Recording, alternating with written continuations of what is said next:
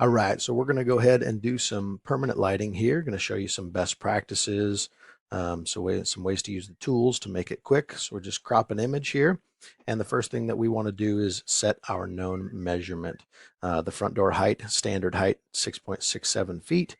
Sometimes they'll be different. Obviously, you can change those if you know them, but I'm going to go ahead and set this at 6.7 feet and set that scale. I'll go ahead and hide this line because I don't need to see it here, but that'll still be there. So next we're going to go ahead and grab our architectural lighting.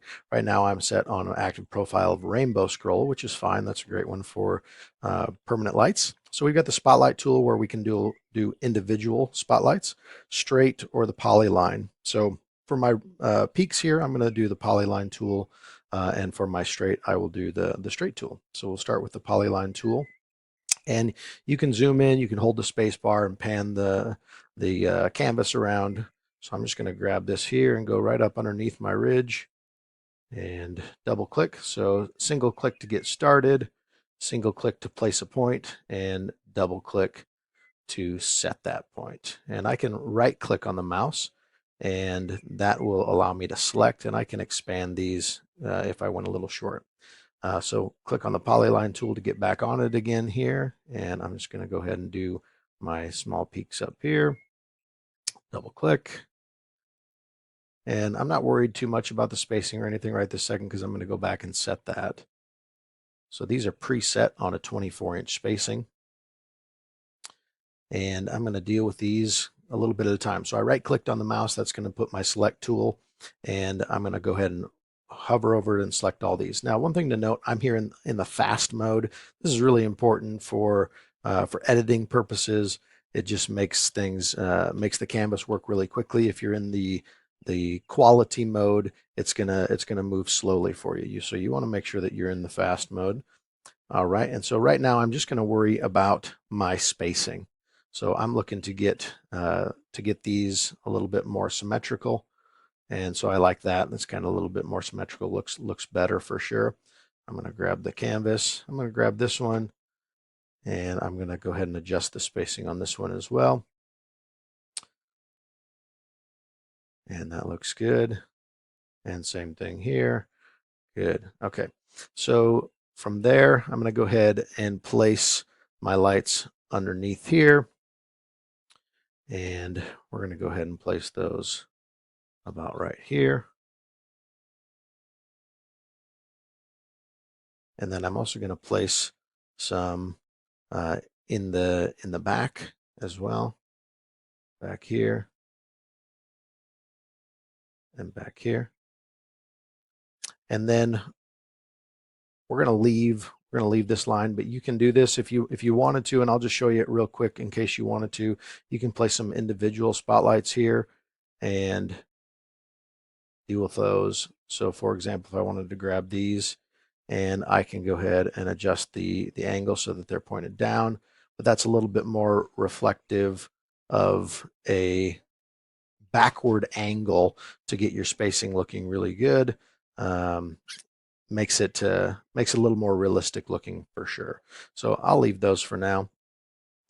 The other thing that we're gonna see is we've got some kind of weird stuff going on with the lights where they're overhanging. So obviously this gable here is back behind here, and so this light shouldn't be shining over that. So I'm going to show you how to deal with that here in just a moment. First, I want to go ahead and show you some features on the lights themselves.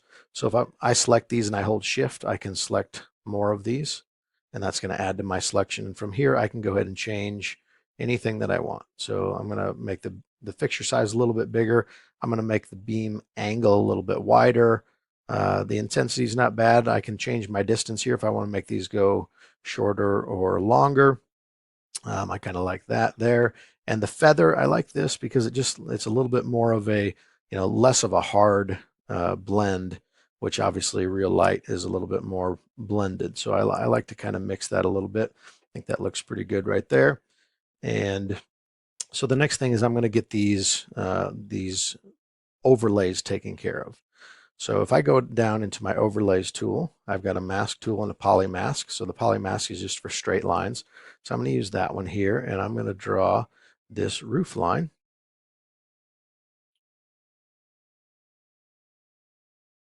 And I'm just going to make my way over. And I'm just going to expand this. Double click to finish it. So that's going to take care of it there. And then kind of same thing over here. We want to put this stuff behind. So I'm going to grab my angle here. I'm going to go up and around.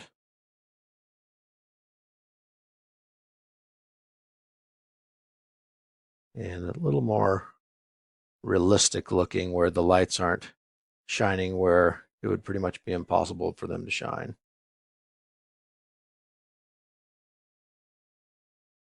So I'm going to make a little bit of an angle here.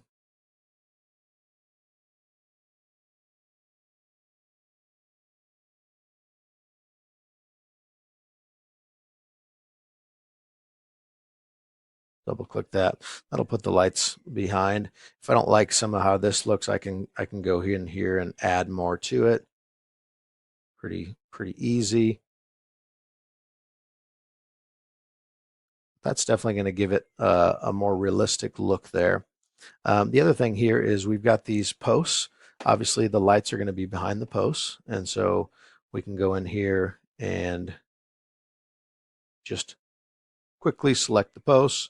This is going to put them behind. The other thing I'm going to do here is these fixtures obviously are going to be tucked behind, so I'm just going to grab all of this and I'm going to put it behind or in front of the lights by grabbing it.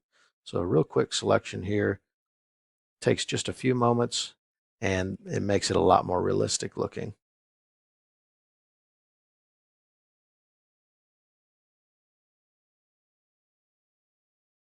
I'm just going to grab up here and make my way over, double click. And that's going to put all that up and behind, so it's like it's tucked up underneath there. Obviously, that looks much better.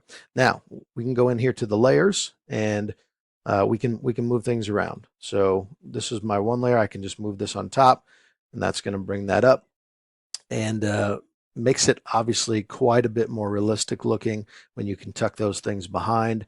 You do have the animation you can click and do the animation. You can send the GIFs. So up to download, and you can download that as a GIF and send it to your customer so that they can actually see what the lights look like in motion. And of course, you can go in here and change any of these to whatever you want, whatever pattern or sequence that you want. Pretty much anything that you can imagine, you can make that change. You can set any of them to whatever you want. So a lot of customization here, but really helps to be able to put it in motion and show the customer what it's going to look like.